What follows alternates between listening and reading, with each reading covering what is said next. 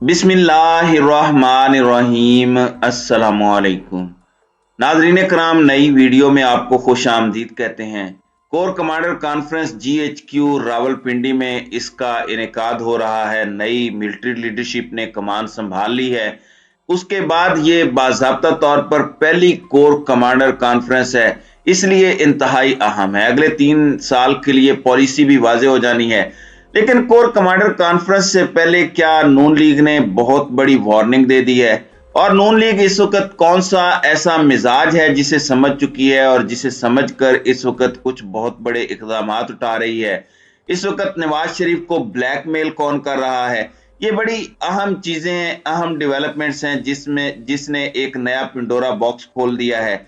जबकि शहबाज शरीफ के खिलाफ बगावत और मरियम ग्रुप इस वक्त सामने तो आ रहा है, लेकिन इस सब के अंदर जो मुक्तदर हलकों के साथ इस वक्त इस इंपोर्टेड हुकूमत के ताल्लुकात हैं, क्यों इस वक्त बहुत से शकूक व शुबहात नून लीग के जहन में पैदा हो चुके हैं? क्यों बार बार उन्हें मुखातिब करना पड़ता है? क्यों वो इस वक्त पूरी की पूरी अपनी स्ट्रगल इस चीज पर मरकूज रखे हुए हैं कि कहीं एस्टेब्लिशमेंट इधर उधर न सिरक जाए?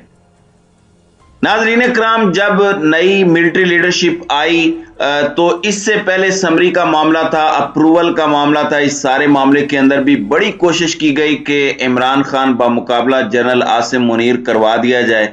इमरान खान ने बड़ी महारत से, बड़ी अक्लमंदी से, बड़े तदब्बुर से एक जीरक सियासतदान होने का सबूत देते हुए इस क्लैश को अवॉइड किया। उसके बाद अभी तक बहुत सी ऐसी चीजें जारी हैं, ऐसी चीजें की जा रही हैं। एक जानिब कल फवाद चौधरी ने एक स्टेटमेंट दी कि हम एस्टेब्लिशमेंट के साथ अच्छे वर्किंग रिलेशन चाहते हैं और जनरल आसिम मुनीर के आने के बाद बहुत कुछ मुस्बत अंदाज में बदला है, लेकिन कुछ ऐसी चीजें जरूर हैं जो अभी तक नहीं बदली। आजम सवाती इसकी बहुत बड़ी मिसाल है। लेकिन इसके बावजूद पाकिस्तान तहरीक इंसाफ मैक्सिमम रिस्ट्रेंट का मुजाहरा कर रही है। एक जानिब ये सब इंपोर्टेड हुकूमत की परेशानी में इजाफा कर रहा है, क्योंकि इमरान खान को खुद से शिकस्त देना तो इम्पॉसिबल है, क्योंकि 13 जमातें बामुकाबला इमरान खान हो तो इमरान खान बासानी जीत जाएगा। ये चाहते हैं कि इस्टेब्लिशमेंट बामुकाबला इमरान खान हो जाए, क्योंकि अंदर से ना ये इस्टेब्लिशमेंट के सगे हैं और ना ही इमरान खान के सगे हैं, और इमरान खान इन्हें करप्शन नहीं करने देगा और इस्टेब्लिशमेंट इन्हें मुल्क फरोशी नहीं करने देगी। और ये दोनों के लिए चाहते हैं कि ये आपस में लड़ के कमजोर जरूर हो जाए ताकि इसमें हमारी अपनी अजारादारी कायम हो जाए।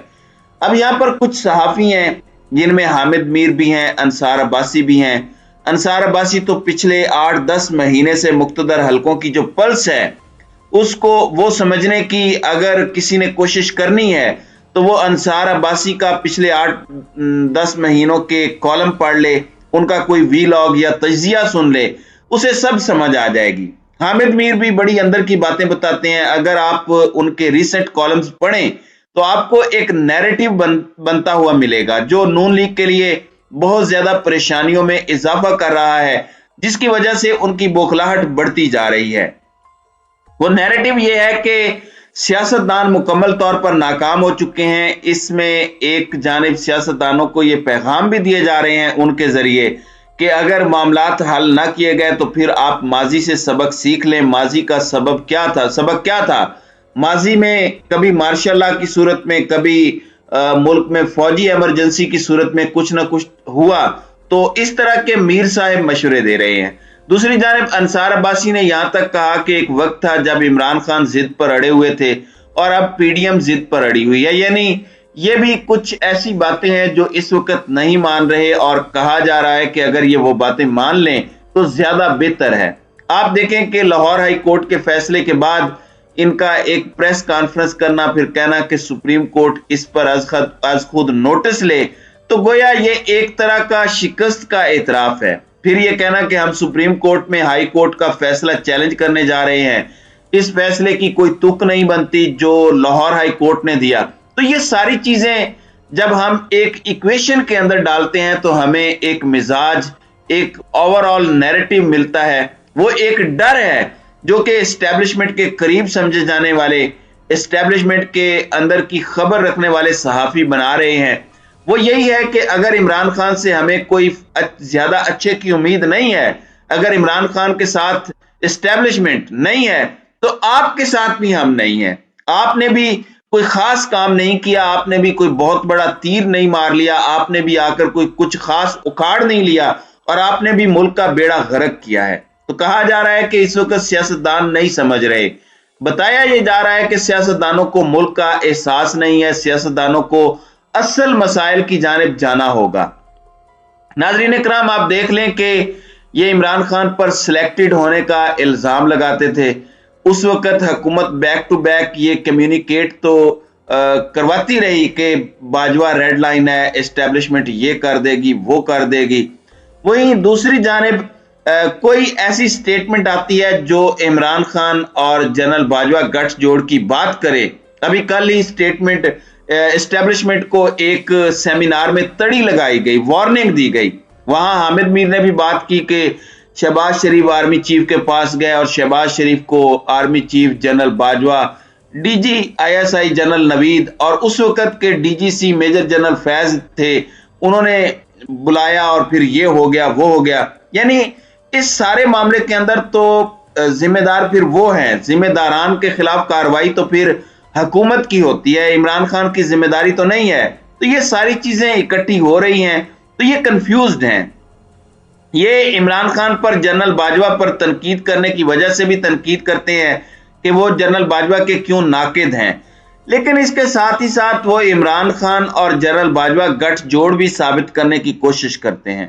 अब यहां पर हमारे minister of defence Khawaja Asif का कहना है कि एस्टेब्लिशमेंट, अदलिया और ब्यूरोक्रेसी समेत पूरी अशराफिया मौजूदा मुल्की मसाइल की जिम्मेदार है।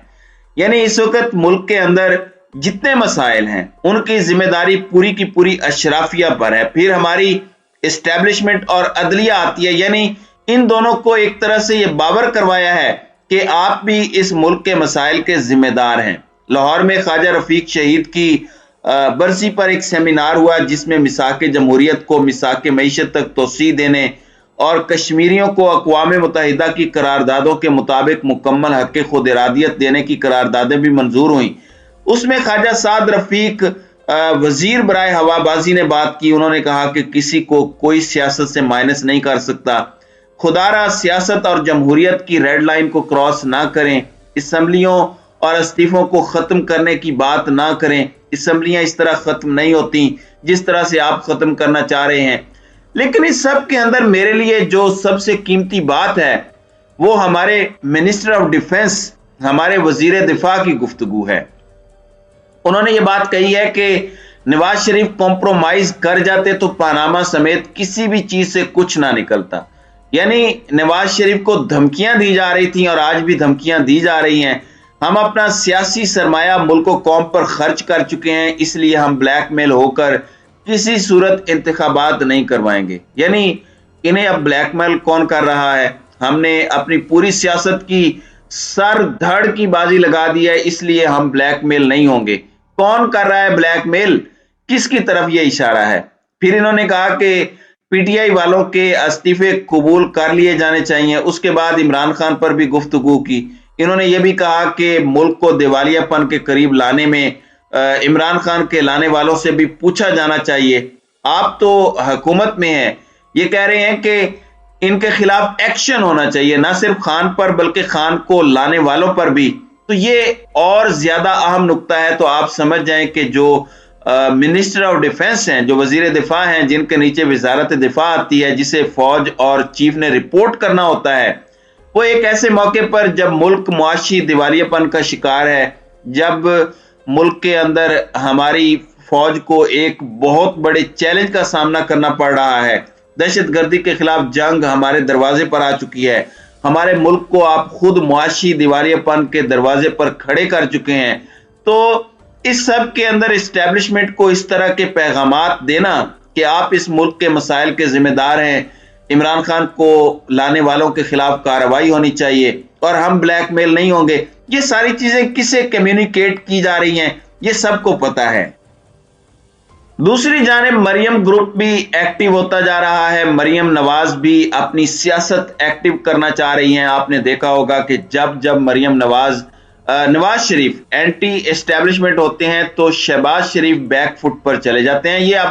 ये इन्होंने गुड कॉप बैड कॉप का एक मंजन बनाया हुआ है जो ये बेचते हैं और जरूरत के वक्त पांव पकड़ते हैं और जब जरूरत पूरी हो जाए तो गला पकड़ते हैं। जरूरत गालिबन पूरी हो चुकी है या मजीद जरूरत पूरी होती नजर नहीं आ रही, तो अब पहले एस्टेब्लिशमेंट के जो बूट चाट रहे थे अब ये हाथ उनके गले तक लाने की तैयारियां कर चुके हैं।